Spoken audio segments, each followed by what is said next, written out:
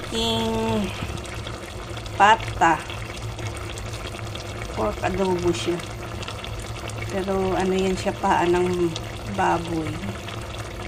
Yan. Ang sarap niya. Super yummy. Ayan.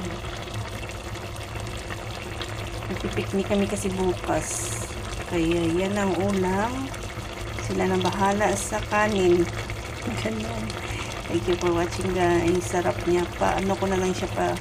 Baba ko na lang yung sauce niya para medyo masarap ng masarap. Ayan. May konting kagat din siya kasi nilagyan ko ng sili. Diba? Yan. Yummy yummy na yan, guys. Masarap kasi yung may buto-buto, diba? Paa ng baboy. Ayan. Thank you for watching. Sana natakam ko kayo, mga guys. Bye-bye.